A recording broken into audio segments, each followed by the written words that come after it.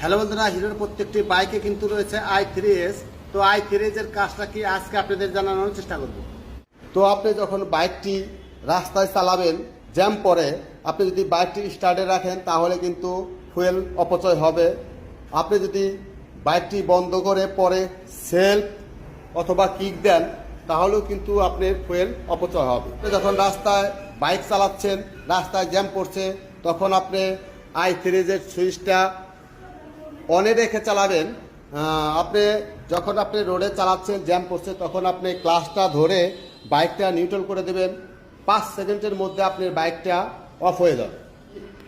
Jam ছেড়ে দিলে আপনি যদি সেলফ দেন ফুয়েল অপচয় হবে, আপনি যদি কিক দেন তাহলেও কিন্তু ফুয়েল অপচয় হবে।